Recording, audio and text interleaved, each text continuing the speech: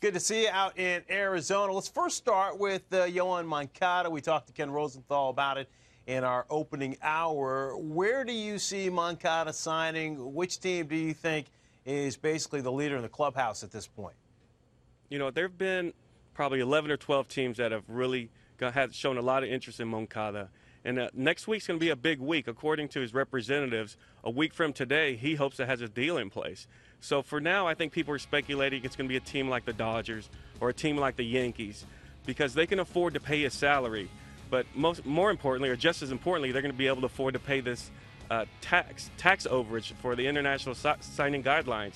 And a team that signs Moncada has until July 15th to pay a tax on him, and they're going to have 3 years to pay the salary. So the front runners now, I think, the big market teams, you got to look at the Red Sox, look at the Dodgers.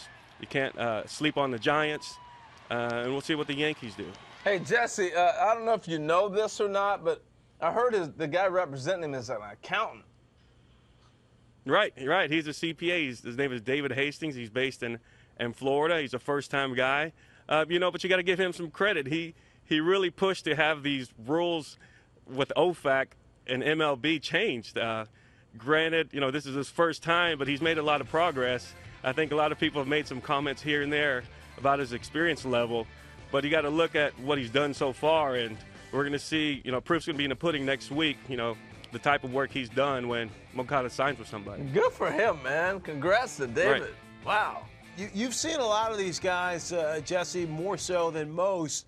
I mean, is this guy worth it? I mean, all the money that basically a team is going to spend on him, especially when you throw in that 100% tax? Right. That's a very interesting question. I was talking to some scouts in the Dominican Republic, and they basically said, hey, Jess, what if Byron Buxton was available, as a free agent? What if Chris Bryant, what if Carlos Correa was available as a free agent, before they went into the draft and everybody had a chance to sign him? This is what it would look like. It would look like a bidding process that people would talk about $20 million, $25 million. Is he worth it? I'm not sure. I mean, maybe the market dictates that's what his price is. I mean, you can say what he's worth it and argue all day long, but we're going to see. He's a young player. He's talented. He hasn't faced, AA competition, AAA competition, but I think there's a lot of potential there. And pretty much every team I know I've talked to would put him number 1 through 5 on their draft board if he was available. So that's some big-time talent. All right, let's jump to the you have something. No, I was just That's good. That was a good Jesse. All right, we're going to jump to the Caribbean Series. Could be and worth $100 million. Yeah. The Caribbean World Series had wrapped up last week. And Cuba, I mean, look, got back in this thing just last year for the first time in 50 years, and then walked away the winners, taking out Mexico in the championship game. I've covered this Caribbean Series for over a decade, and really this most recent Caribbean Series was one of the most interesting things because of Cuba. They were back in it.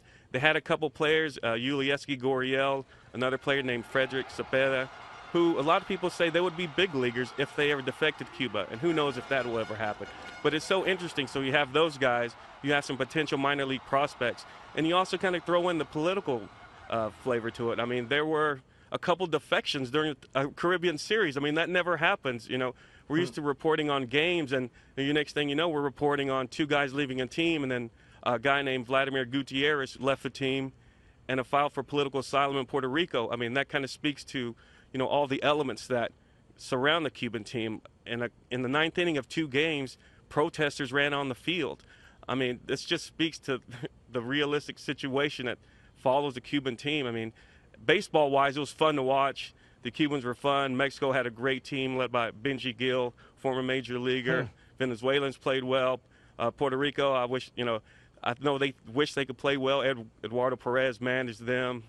But we'll see. Overall, I mean, it was a really good experience. Hey, so let me ask you, Jesse, what player – I know when I went to winter ball, it was a chance to advance. I was a young big league player. I got a chance to get some experience and took off. Actually, Wally Joyner was my roommate. He won the Triple Crown. Next year, he was American League Rookie of the Year. So I frame all that to ask my question of what player do you think was like down there that's going to take a big stride? Maybe we'll know their name when you bring it up. There were a couple guys I noticed. It was Michael Franco from the Phillies, prospect down there. he did well. He played third base for the Dominican Republic team. I think he's going to get a shot to win a job in Philadelphia. There's another guy named Oswaldo Arcia from the Twins. He spent all winter ball working on his patient approach, trying to figure out how he's going to manage his aggressiveness with being selective at the plate. I watched him take a lot of walks, and I saw him hit some home runs. I mean, you can see that his work was paying off. I mean, I'd keep an eye on those two guys. Yeah, we saw Arcia last year, and he definitely displayed some pop. He did have that long slump where you could tell he was trying to figure things out, but then he worked his way out of it at the back end of last year. Right. I mean, and that's one thing I spoke to him now on the field. He's going to get an opportunity to win that. You know, he has the job in left field. So he's ready. He worked all winter. He had a few back spasms that kind of kept him out of some winter ball. He said that's not an issue anymore. He's going to show up to Florida ready to roll and show off to his team this new approach he has. So, Jesse, you have obviously you're speaking Spanish to these guys. You have a lot of players come up to you and talk about things that are going on. Of course. I mean, that's one of the beauties of being bilingual, and unfortunately, there are not a lot of bilingual reporters in baseball or in the sports industry, but, you know, they can just express themselves. They can be more eloquent in their native language, and, you know, that's a very important part of baseball. You got to look at the international element. There's 30% of baseball is foreign-born, and a lot of those are Spanish speakers, so you can't deny the influence of Latinos in the game, and being able to speak Spanish and share their stories to readers and viewers, you know, is pretty important.